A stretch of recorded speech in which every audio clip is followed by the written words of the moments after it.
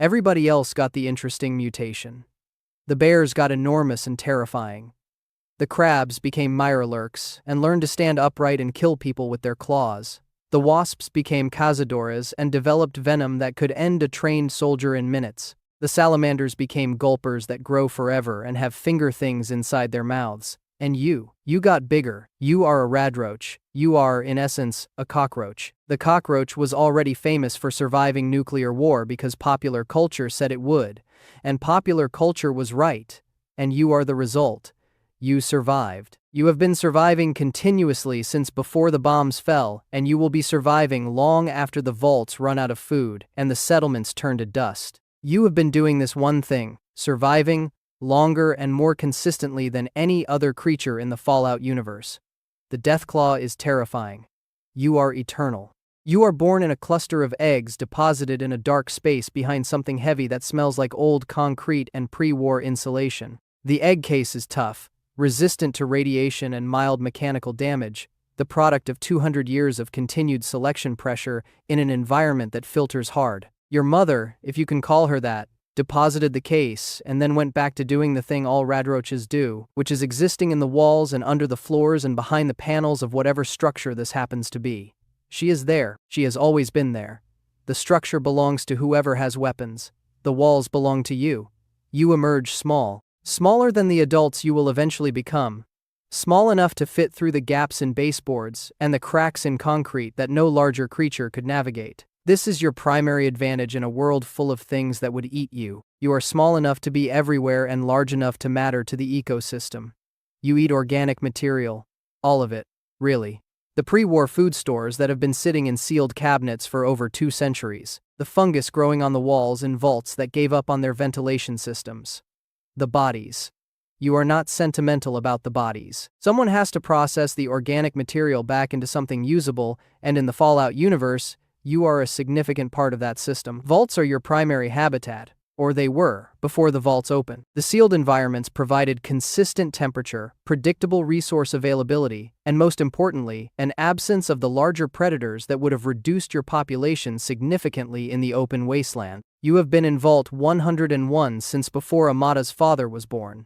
You have been in Vault 111 longer than the sole survivor was frozen. You have watched 3 generations of vault dwellers cycle through, and you will watch 3 more if the vaults hold together, which they probably will not, but you will be fine regardless. The size increase from pre-war cockroaches is notable but not dramatic by Fallout mutation standards. You went from an insect that a shoe could end to something roughly the size of a small dog, sometimes larger depending on the variant and the radiation exposure. You are not as big as a bloatfly. You do not shoot anything. You do not have venom. What you have is numbers, speed, and the specific biological stubbornness of a creature that has been optimized for survival through every major extinction event in Earth's history, including the nuclear one that ended the world 200 years ago. 1 radroach is manageable. 8 radroaches moving through a dark corridor simultaneously is a problem even for experienced vault dwellers, because at least 2 of them will be coming from directions you did not expect. The combat encounter with a radroach in Fallout 3 is the game's tutorial fight, the first real test of whether the player has figured out the basic mechanic. This is both accurate to the ecology. Radroaches are the first thing you see when you emerge from the safety of your childhood quarters.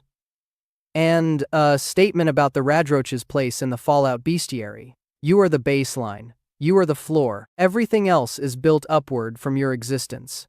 You are not intimidating individually, but you are everywhere and you are the first thing anyone who enters the wasteland has to deal with. Radroaches in Fallout 76 were among the first creatures the Vault 76 dwellers encountered after emerging in 2102, 25 years after the bombs. The Appalachian radroaches had been running the basements and tunnels and abandoned structures of West Virginia for a quarter century without significant competition from humans. They had expanded into areas where they might previously have been outcompeted or exterminated. The vault dwellers who emerged expecting to find a reclamation project found instead a fully established ecosystem.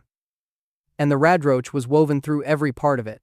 The farms the dwellers tried to establish had radroach pressure on stored food from day one. The structures they tried to reclaim had radroach colonies in the walls. The historical sites they explored for resources had radroaches in every dark corner, unchanged from the thing you find in a Fallout 4 subway, unchanged from the thing you fight in Vault 101, unchanged from whatever they were in 2077 before the world ended. The world ended, they did not end. In Fallout Shelter, you are one of the disaster events that can sweep through a vault. A radroach infestation in Shelter is a management problem that gets sent from room to room, requiring the player to redirect dwellers to fight it, each encounter individually minor but collectively a drain on resources and attention. This is accurate. A radroach infestation is not a single crisis. It is a distributed crisis that requires continuous management because the thing you do, as a species, is persist. You come back. You find new food sources. You breed. The vault manager who thinks they solved the infestation has usually just relocated it. Your exoskeleton provides meaningful radiation resistance. This is not accidental. The pre-war cockroach's radiation resistance was already notable by insect standards, and the Great War selected hard for this trait over 200 years of post-nuclear existence. You absorb radiation that would harm or kill less adapted creatures. In high-radiation environments that humans need anti-rad medication to survive, you are simply living your life. You are also probably eating whatever the radiation killed before it stopped being lethal enough to prevent decomposition. You have a system. It works. You have not changed the system in 200 years because the system continues to work. This is the most conservative and most successful biological philosophy in the post-war world. The death claw is impressive. You are reliable. Impressive things die. Reliable things continue. The glow. The remains of the West Tech Research Facility with its lethal ambient radiation. The center of Washington, D.C., with its ongoing contamination from the bombs. The glowing sea in the Commonwealth. These are homes to radroaches because every other creature is too busy dealing with the radiation to effectively compete with you for the available food. Vault 12 inches, Shady Sands. The vault that was specifically designed to fail by Vault Tech by having the door never properly seal was colonized by radroaches, along with other wasteland fauna, before the residents evacuated. When the first Fallout game's protagonist reaches areas outside the initial vault, the radroaches are there, consistent as they have always been, unchanged in their purpose or their method. The game starts in 2161. The bombs fell in 2077. The radroaches have been doing this for 84 years before the protagonist opens the vault door. And they will still be doing it if the protagonist never shows up. In Fallout 4's Boston, radroaches are found throughout the subway tunnels alongside the bloatflies and the occasional feral ghoul. They occupy the lowest level of the food chain in those tunnels, which is saying something given the competition, but they exist there because they have always existed in places like this. The old MBTA infrastructure. The tunnels dug in the 20th century, and then flooded, collapsed, irradiated, and repurposed by a new ecosystem, contains radroaches in every section. They were in the tunnels before the stations closed. They were in them when the bombs fell. They are in them now. This is their commute. This is their habitat. You adapted to human infrastructure so thoroughly before the war that when the infrastructure fell apart, you stayed and adapted to whatever came next. You are not the point.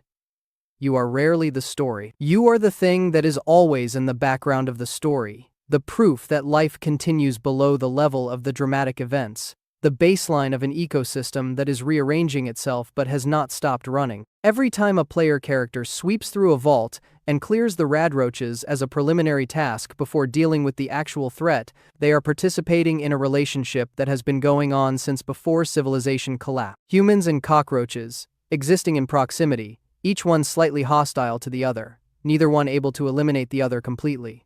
The war was 200 years ago. You were here before it. You are here after it. The things that fight over the Wasteland's future, the factions and the synths and the super mutants and the Brotherhood, they are new problems. They will have new solutions. Whatever those solutions produce, you will be in the walls of it. You will be under the floors of it.